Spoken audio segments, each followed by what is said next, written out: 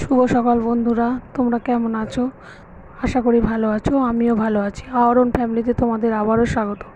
নিয়ে চলে এলাম একটা নতুন ভিডিও। তো দেখো, প্রথমেই রান্নাঘরে ঢুকে পড়েছি। রান্নাঘরে ঢুকে কাজকর্ম সারছি। তারপরে যে সকালে টিফিন আলু চচ্চড়ি কাটা হয়ে গেছে, এটা শ্যুট করা হয়নি। আর এই যে সকালে কী কী আজকে মেনু হবে শনিবারে, তা সমস্ত সাজিয়ে নিয়েছি। তো দেখো, এদিকে আজকে শনিবার সেহেতু আজকে সমস্ত নিরামিষ রান্না হবে। তো এই যে এদিকে সমস্ত সবজিগুলো একটু দেরি হয়েছে আজকে সবজিগুলো আসতে।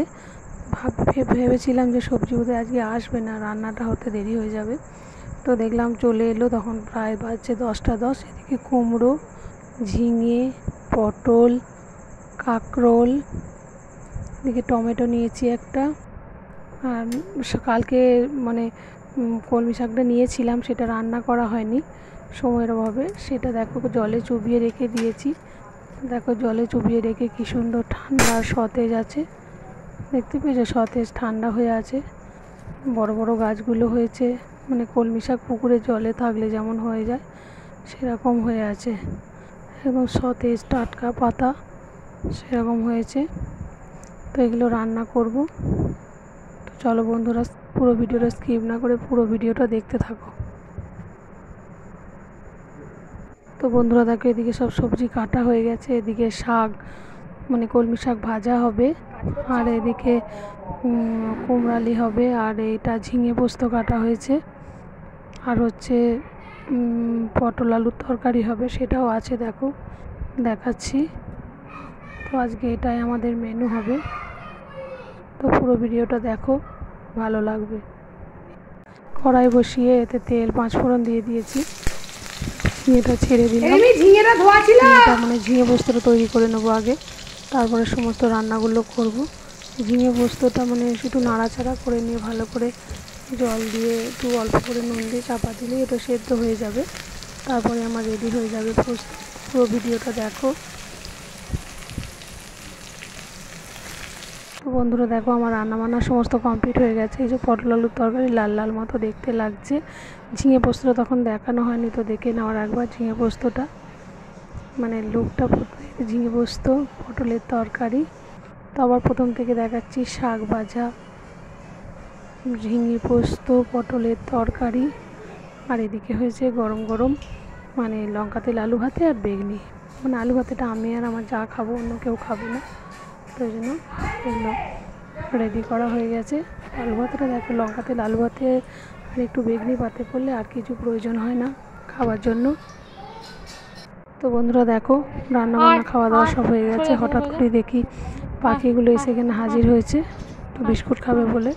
ওই যে দেখো বিস্কুট দিচ্ছি আমি, ওরা খাচ্ছে। এত বদমাস পাখিগুলো, ঘরে ঢুকে যাচ্ছে, এটা ওটা খেতে চাইছে। সমস্ত কিছু ওদের খেয়ে দিতেই হবে, ওরা তো খাওয়ার জন্যই আমাদের বাড়িতে আসছে। আর খেতে পাচ্ছে না, একটা কাক এসে প্রচুর জ্বালাতন করছে ওদের। ওরা খাবে, ওকে খেতে দেবে না, আর ওরা প্রচুর চেঁচাচ্ছে। তো দেখো ওরা কি করে।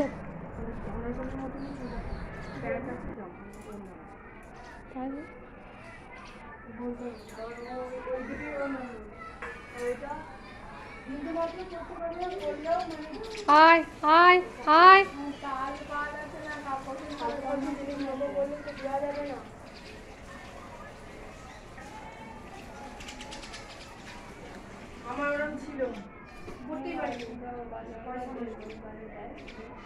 পালিয়ে আবার আসবে খেতে, চলে ওরা খেতে আসবে। আয়, হ্যাঁ হ্যাঁ, আয় আয়, যা যা, হ্যাঁ হ্যাঁ,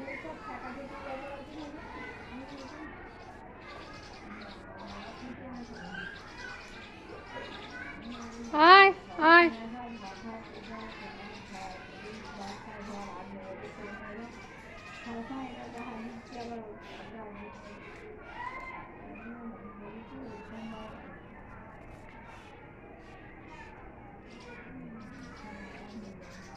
শুনে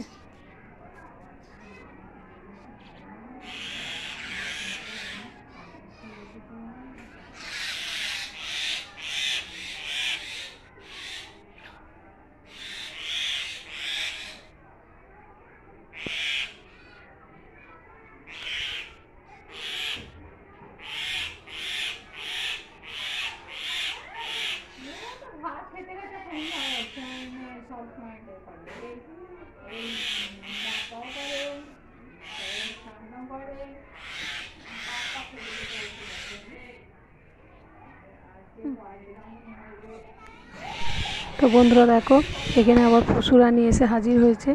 তো তোমাদের যদি ভিডিওটা ভালো লেগে থাকে লাইক কমেন্ট শেয়ার করে দিও, পাশে থেকো। আবার দেখা হবে নতুন কোনো ভিডিওতে। টাটা বন্ধুরা।